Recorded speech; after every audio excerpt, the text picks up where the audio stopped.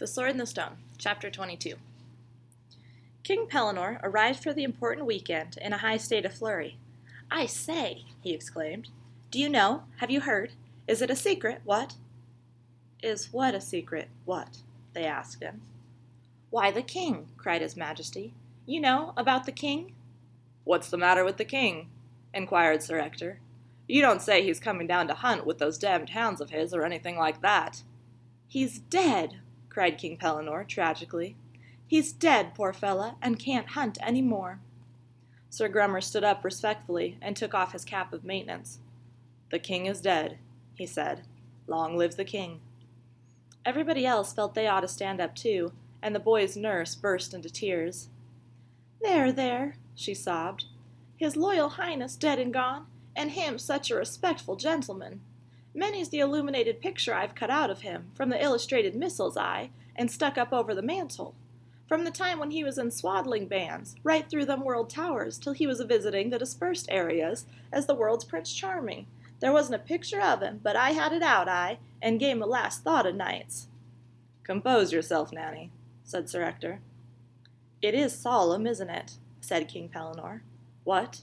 Uther the Conqueror, 1066 to 1216. "A solemn moment," said Sir Grummer. "The king is dead. Long live the king." "We ought to pull down the curtains," said Kay, who was always a stickler for good form. "Or half-mast the banners." "That's right," said Sir Ector. "Somebody go and tell the sergeant-at-arms." It was obviously the ward's duty to execute this command, for he was now the junior nobleman present, so he ran out cheerfully to find the sergeant. Soon those who were left in the solar could hear a voice crying out, "Now then, 1-2, special mourning for his light majesty. Lower away on the command to." And then the flapping of all the standards, banners, pennons, pennoncelles, banderols, guidons, streamers, and cognizances, which made gay the snowy turrets of the forest savage. "How did you hear?" asked Sir Ector. "I was pricking through the purlieus of the forest after that beast, you know, when I met with a solemn friar of orders grey, and he told me. It's the very latest news."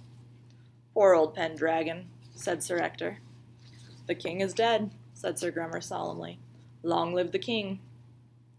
"It is all very well for you to keep on mentioning that, my dear Grummer," exclaimed King Pellinore petulantly. "But who is this king, what, that is to live so long, what, according to you?" "Well, his heir," said Sir Grummer, rather taken aback. "Our blessed monarch," said the nurse tearfully, "never had no hair. Anybody that studied the loyal family knowed that." "Good gracious!" exclaimed Sir Ector. "But he must have had a next of kin?" "That's just it," cried King Pellinore in high excitement. "That's the exciting part of it, what? No hair and no next of skin, and who's to succeed to the throne? That's what my friar was so excited about, what? And why he was asking who could succeed to what? What? What?" "Do you mean to tell me," exclaimed Sir Grummer indignantly, "that there ain't no king of Gramarye?" "Not a scrap of one," cried King Pellinore, feeling important. "And there have been signs and wonders of no mean might." "I think it's a scandal," said Sir Grummer. "God knows what the dear old country is coming to, due to these Lollards and communists, no doubt." "What sort of signs and wonders?" asked Sir Ector. "Well, there's appeared a sort of sword in a stone, what, in a sort of church. Not in the church, if you see what I mean, and not in the stone, but that sort of thing, what, like you might say." "I don't know what the church is coming to," said Sir Grummer. "It's an anvil," explained the king. "The church?" "No, the sword." "But I thought you said the sword was in the stone." "No," said King Pellinore. "The stone is outside the church." "Look here, Pellinore," said Sir Ector. "You have a bit of a rest, old boy, and start again. Here, drink up this horn of mead and take it easy." "The sword," said King Pellinore, "is stuck through an anvil which stands on a stone. It goes right through the anvil and into the stone. The anvil is stuck to the stone. The stone stands outside a church. Give me some more mead." "I don't think that's much of a wonder," remarked Sir Grummer. "What I wonder at is that they should allow such things to happen. But you can't tell nowadays, what with all these Saxon agitators." "My dear fella," cried Pellinore, getting excited again, "it's not where the stone is, what, that I'm trying to tell you, but what is written on it, what, where it is." "What?" "Why, on its pommel." "Come on, Pellinore," said Sir Ector. "You just sit quite still with your face to the wall for a minute, and then tell us what you are talking about. Take it easy, old boy. No need for hurrying. You sit still and look at the wall, there's a good chap, and talk as slow as you can." "There are words written on this sword, in this stone, outside this church," cried King Pellinore piteously, "and these words are as follows. Oh, do try to listen to me, you two, instead of interrupting all the time about nothing, for it makes a man's head go ever so." "What are these words?" asked Kay. "These words say this," said King Pellinore, "so far as I can understand from that old friar of orders gray." "Go on, do," said Kay, for the king had come to a halt. "Go on," said Sir Ector. "What do these words on this sword, in this anvil, in this stone, outside this church, say?" "Some red propaganda, no doubt," remarked Sir Grummer. King Pellinore closed his eyes tight, extended his arms in both directions, and announced in capital letters, "Whoso pulleth out this sword of this stone and anvil is rightwise king, born of all England." "Who said that?" asked Sir Grummer. "But the sword said it, like I tell you." "Talkative weapon," remarked Sir Grummer skeptically. "It was written on it," cried the king angrily. "Written on it in letters of gold." "Why didn't you pull it out then?" asked Sir Grummer. "But I tell you that I wasn't there. All this that I'm telling you was told to me by that friar I was telling you of, like I tell you." "Has this sword with the inscription been pulled out?" inquired Sir Ector. "No," whispered King Pellinore dramatically. "That's where the whole excitement comes in. They can't pull the sword out at all, although they have all been trying like fun, and so they've had to proclaim a tournament all over England for a New Year's Day, so that the man who comes to the tournament and pulls out the sword can be king of all England forever. What, I say?" "Oh, father," cried Kay, "the man who pulls that sword out of the stone will be the King of England. Can't we go to the tournament, father, and have a shot?" "Couldn't think of it," said Sir Ector. "Long way to London," said Sir Grummer, shaking his head. "My father went there once," said King Pellinore. Kay said, "Oh, surely we could go. When I'm knighted, I shall have to go to a tournament somewhere, and this one happens at just the right date.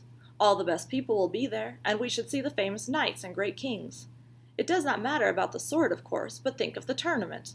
Probably the greatest there has ever been in Gramarye, and all the things we should see and do.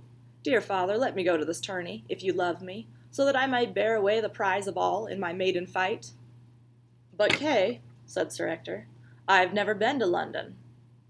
"All the more reason to go. I believe that anybody who does not go for a tournament like this will be proving that he has no noble blood in his veins. Think what people will say about us if we do not go and have a shot at that sword. They will say that Sir Ector's family was too vulgar and knew it had no chance." "We all know the family has no chance," said Sir Ector. "That is for the sword."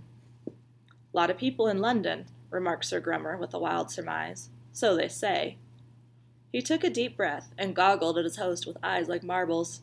"And shops," added King Pellinore suddenly, also beginning to breathe heavily. "Dang it," cried Sir Ector, bumping his horn mug on the table so that it spilled. "Let's all go to London, then, and see the new king." They rose up as one man. "Why shouldn't I be as good a man as my father?" exclaimed King Pellinore. "Dash it all," cried Sir Grummer. "After all, damn it all, it is the capital." "Hooray!" shouted Kay.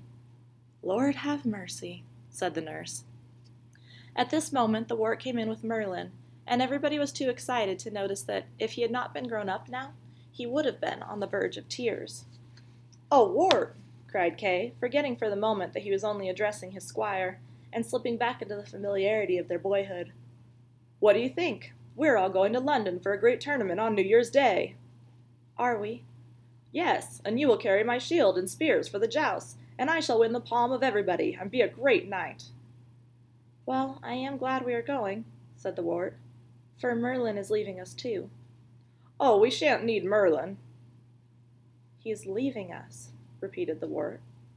"Leaving us?" asked Sir Ector. "I thought it was we that were leaving." "He's going away from the Forest Savage." Sir Ector said, "Come now, Merlin, what's all this about? I don't understand all this a bit." "I have come to say goodbye, Sir Ector," said the old magician. "Tomorrow my pupil Kay will be knighted, and the next week my other pupil will go away as his squire. I've outlived my usefulness here, and it is time to go." Now, don't say that," said Sir Ector. "I think you're a jolly useful chap, whatever happens. You just stay and teach me, or be the librarian or something. Don't you leave an old man alone after the children have flown." "We shall all meet again," said Merlin. "There is no cause to be sad." "Don't go," said Kay. "I must go," replied their tutor. "We have had a good time while we were young, but it is in the nature of time to fly. There are many things in other parts of the kingdom which I ought to be attending to just now, and it is a specially busy time for me. Come, Archimedes, say good-bye to the company." "Good-bye," said Archimedes tenderly to the wart. "Good-bye," said the wart without looking up at all. "But you can't go," cried Sir Ector. "Not without a month's notice." "Can't I?"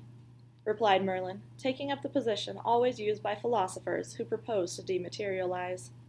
He stood on his toes, while Archimedes held tight to his shoulders, began to spin on them slowly like a top, spun faster and faster, till he was only a blur of grayish light, and in a few seconds there was no one there at all.